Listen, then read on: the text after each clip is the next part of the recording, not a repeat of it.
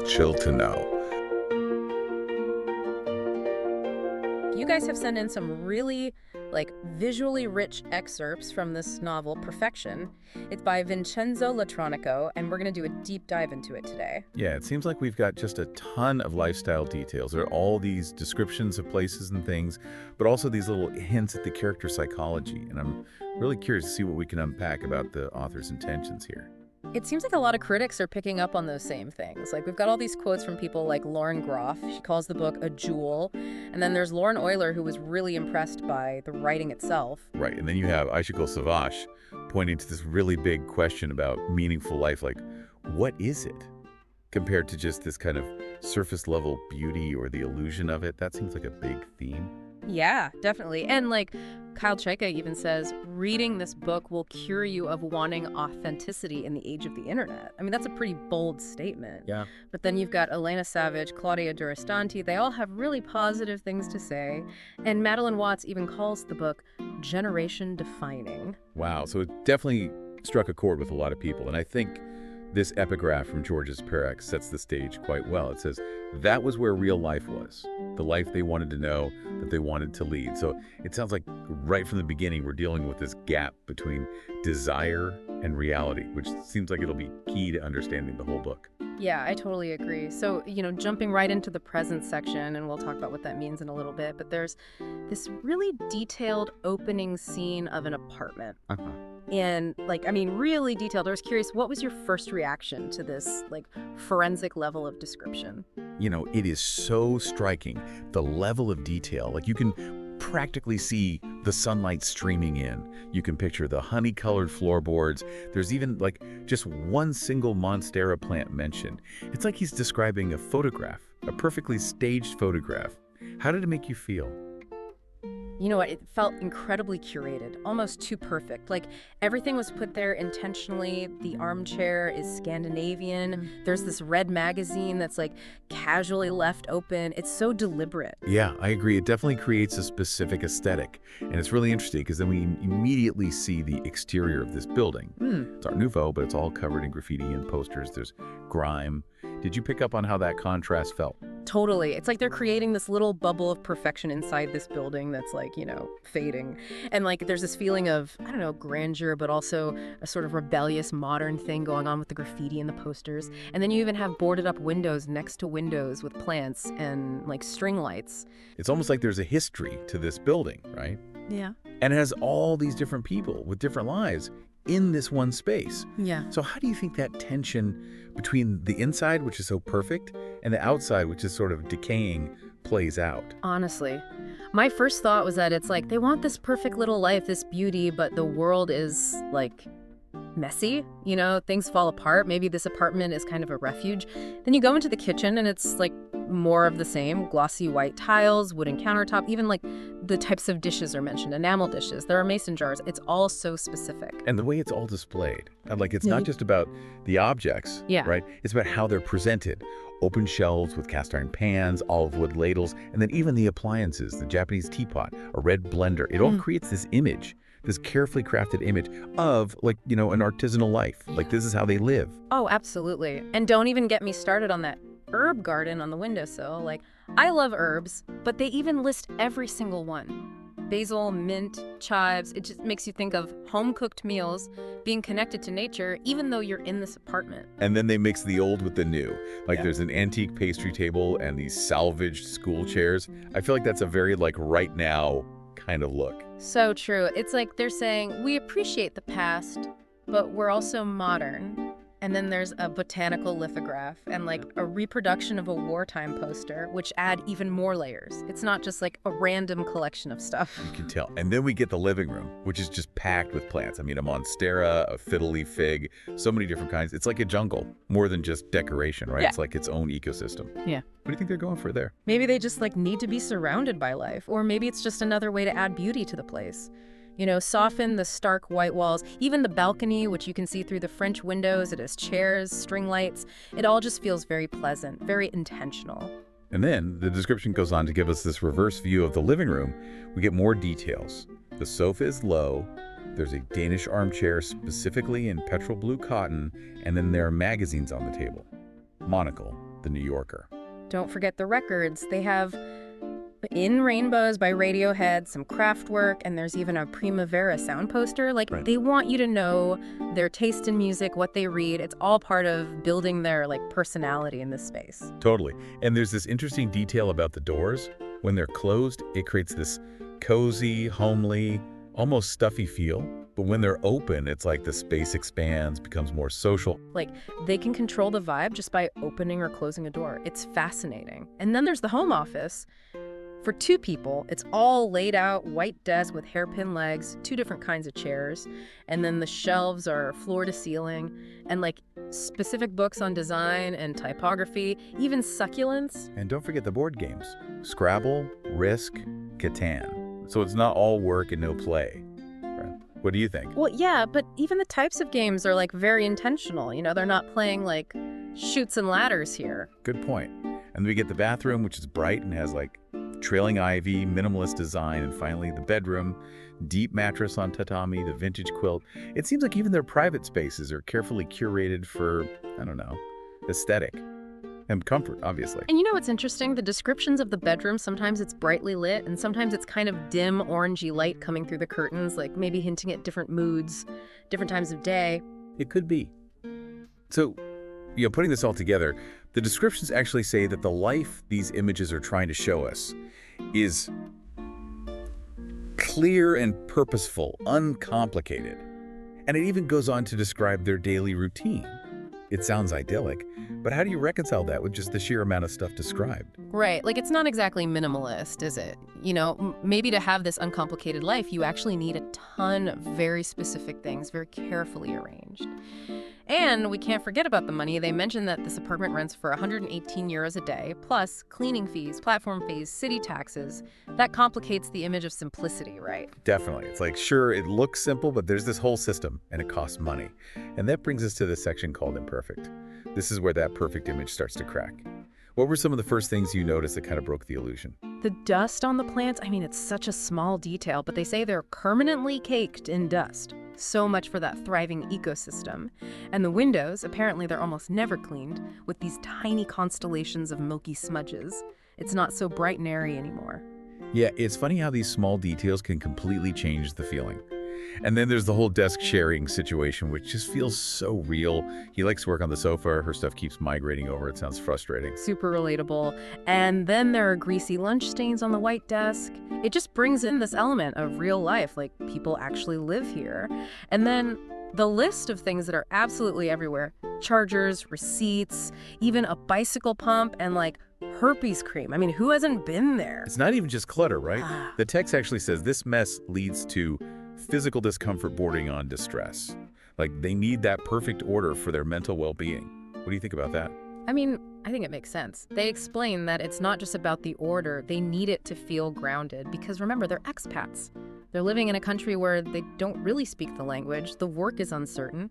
So this apartment becomes like proof that they have a stable life, especially compared to how their parents' generation lived, you know, with more traditional jobs and houses and all that. It's almost like a way to prove they're not just drifting. Yeah. Right, that their life has a shape. No. But then they talk about how chaos can be joyful. But in this context, it's just a reminder that everything is temporary. It's the background music to their constant tidying routine. They're always trying to get the apartment back to this like factory setting. And even the specific things they do are so telling, you know, plumping cushions, folding the blanket, removing a piece of fruit that's gotten moldy. Small things, but they all add up. But then they talk about how by lunchtime, the resplendent order they've created is already gone. Gone. As if reality were fighting back. That's a great line. I know, right? And then we get to the deep cleaning, like the level they go to before they sublet the apartment, and the fact that tourists are willing to pay so much money for this authentic experience, it's kind of ironic. Definitely. It's like they know they're selling an illusion. They pack away all the real stuff in the boxes, and then they bring out the guest items. They even stock the fruit bowl and arrange magazines on the table. They're staging it, and then that final morning before they leave, they're running around like crazy, doing one last tidy, and then they have this moment of seeing the apartment exactly as they want it for the photos. It's all so performative, and then they're rushing off to the airport bus. Not so relaxing, right? No, not at all. It really shows the contrast between the image and the reality. Yeah. So let's talk about their jobs. The text calls them creative professionals, which sounds kind of vague. What did you think about that description? Yeah, it doesn't really tell you much, does it? And their job titles are all in English. Things like web developer, online brand strategist. It just feels very globalized, not tied to any specific place. And it's interesting that their main task is to create differences. Like their job is to constantly be coming up with new things to make things stand out. Exactly. And they say that this career path grew out of their teenage obsession with the internet. They were building websites back when that was like a new thing. So they were kind of ahead of the curve, Yeah. right? And as the internet became more important, their skills became more valuable. It's like their passion became a job, almost by accident. And then they moved to Berlin. It sounds like they felt stifled in their hometown, which they describe as provincial. Berlin represented freedom, a chance to be whoever they wanted to be. And this wasn't just them. It was a lot of people in their generation. A lot of people had this idea of Berlin as this, magical place, but their experience wasn't quite as simple as that. They give these little snippets of their early days, like arriving at the airport, living in all these different places, and it's not all glamorous. Right, they're subletting, crashing on sofas, even mentioned securing their own apartment with a forged contract. That's kind of wild, and they're slowly picking up bits of German vocabulary, going to parties, working from cafes. It sounds exciting, but also really chaotic. And it's not super expensive, which is a huge draw for a lot of people. Yeah. They actually say that the main thing they had back then was an abundance of time, which let them work less and just explore Berlin and figure things out. And they built up their freelance careers, even though they weren't always paid that well, especially compared to German clients. But it seems like Berlin itself was their main focus, even more than their jobs. They talk about exploring, getting to know the city, feeling like they belong there. It became a big part of their identity. They were really invested in their specific part of the city, too. They talk about how they knew the former East Berlin really well, but barely ever went to the West. It's like they created their own little world within this huge city. And then there's this whole thing with their families who don't get it at all. Why would they move to Berlin?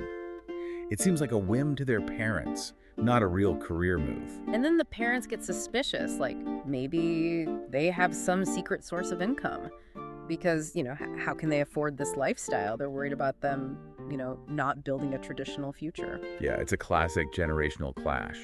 And then you have their friends from back home who are all living vicariously through them, liking their pictures on social media, asking about the cheap rent and the parties. It's so funny because Anna and Tom start to see their hometown as this small-minded place, and they actually try to get their friends to move to Berlin. Which makes sense, right?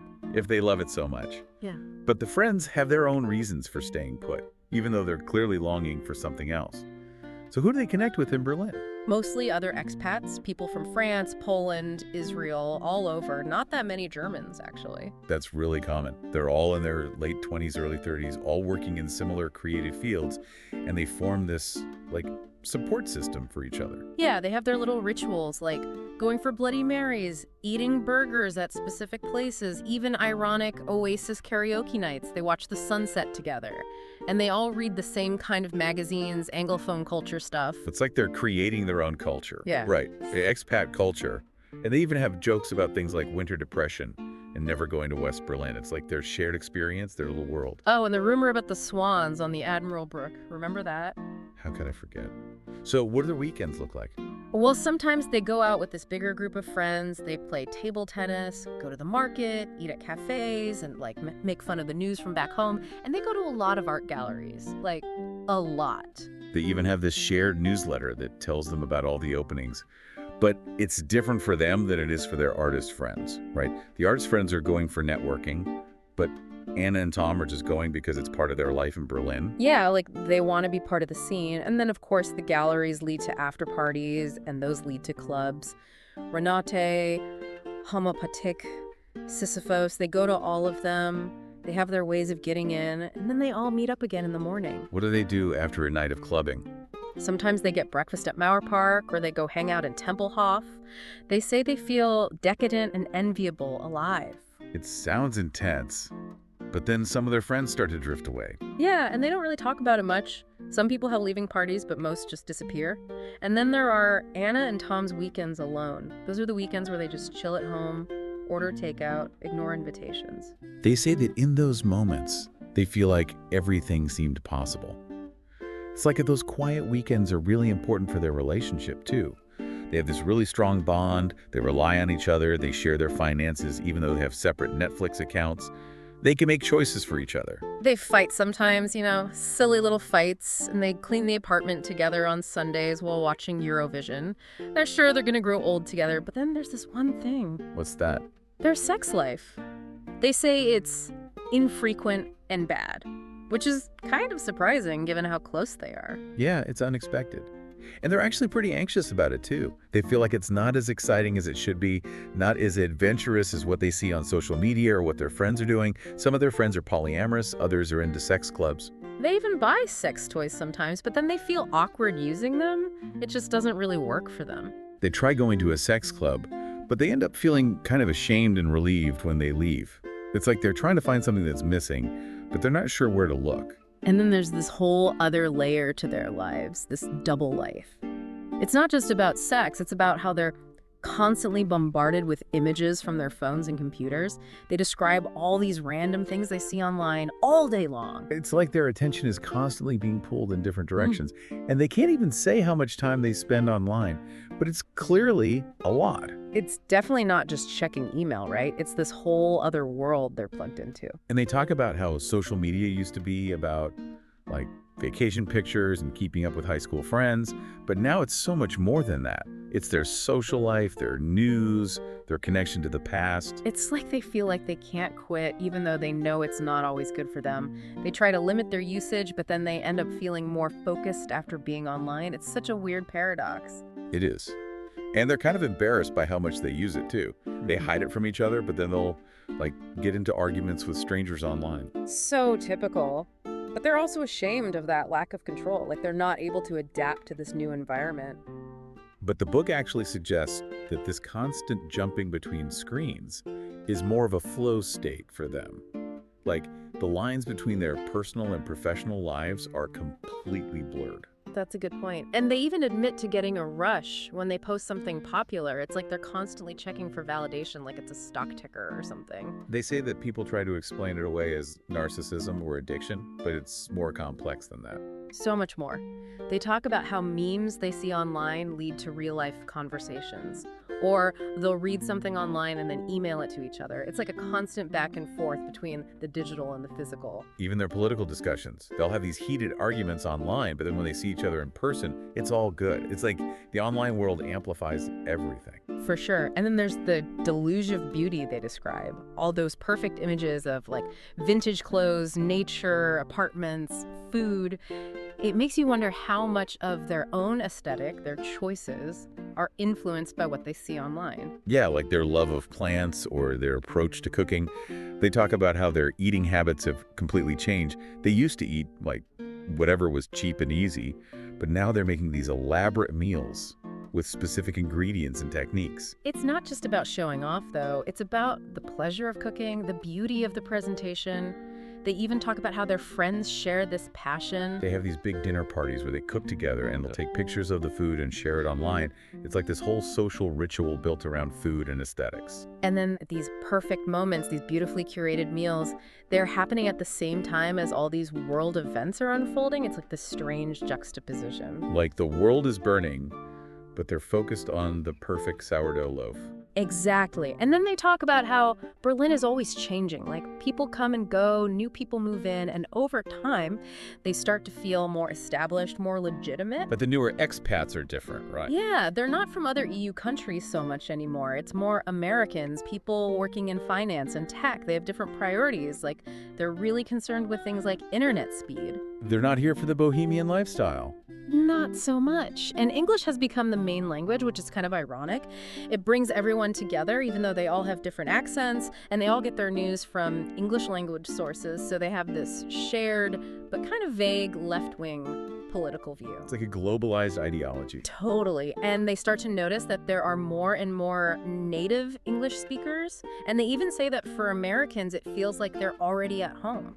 So Berlin is becoming more Americanized? In a way, yeah. And then they start to hear about people being evicted, which makes them think about the squatting culture. They weren't really into it before, but then they see Tichelis being demolished, and it kind of shakes them up. It's like they realize that things are changing, and maybe their own position isn't as secure as they thought. Right. They even say that sometimes they feel anxious, like they're just lucky to be in Berlin at the right time, and that their whole solid life is just an accident. It's like they're starting to question everything. Yeah, and then their memories of Berlin start to get mixed up with memories of their hometown, which they used to think was so boring. And they realize that they took certain things for granted back home, which makes their life in Berlin feel harder, more intense. Like maybe they've romanticized the past a bit. Maybe. And they talk about how their future is out of focus. Like they don't have the same clear goals and challenges that their parents' generation had. Their idea of revolution is like gender balance in corporations and electric cars. It's a different world, right? Totally different. And it's interesting because they admit to feeling nostalgic for a time they weren't even part of. They talk about the migration crisis, how they initially dismissed it as a Mediterranean problem, but then they see this picture of a drowned boy and it really affects them. So they get involved in the refugee relief efforts at Tempelhof. Yeah, they start fundraising, joining mailing lists, offering their skills, and their clients are actually really supportive. It sounds like they were genuinely trying to help. Oh, absolutely. But then they start to realize that they're not really making much of a difference. Like, there are all these different groups with different agendas, and there are limits to what volunteers can do. So they get disillusioned. Yeah, they start to wonder if they were even doing the right thing or if it was all just like misguided and pointless. And then after the refugees are relocated, they kind of disengage from the whole thing. It sounds exhausting. It was. They talk about feeling tired, frustrated, and they even say they saw a lot of flakiness and vanity in themselves and others during that time. So what happens next? Well, they start to feel restless again, like things have become too samey. They think about making changes, and they start to focus on money. They want to make more money. Yeah, they talk about taking on more clients, maybe even opening an agency. They used to hate the idea of working in an office, but now they're not so against it. So they start looking for office space. Yep. And they kind of regret not doing it sooner. They see all these places that are either unsuitable or way too expensive. They even make an offer on one place, but it gets rejected because they can't guarantee enough income. Ouch. It's a reality check. They realize that even though they're making more money, everything in Berlin is getting more expensive too. And they're not the only ones who are noticing this. There's this new hierarchy emerging, and it's not based on age or experience. All about money. Basically, yeah. And then they land this huge client project. They work like crazy for months. They stop going out. Their apartment's a mess. But they're actually energized by it, you know? They're tracking their earnings, and they're imagining all the furniture they're going to buy for their new agency. It sounds like they really thought this was going to be their big break. Totally. But then the client pulls out unexpectedly. They get a kill fee, but it's way less than they were hoping for. Oh no. What do? They spend 2 days cleaning their apartment. And the memory of those months of intense work, it just turns sour. They describe it as a painful chapter, a failed or at least futile transformation. That's rough. It is. And they talk about how they used to have these mini crises, but they always believed in the choices they were making. But now it's different. They're seeing friends leave Berlin, and they're starting to feel alone. Like the whole scene is changing. Yeah. The art spaces they used to go to are closing down or moving to different neighborhoods. They even say they feel alienated from the culture they were once so excited to be a part of. That's sad. It is. And their neighborhood is changing too. All these old businesses are being replaced by trendy new ones, and there are more and more dark windows, which means short-term rentals, speculation. It's not the same Berlin they fell in love with. So what do? Well, they try to escape.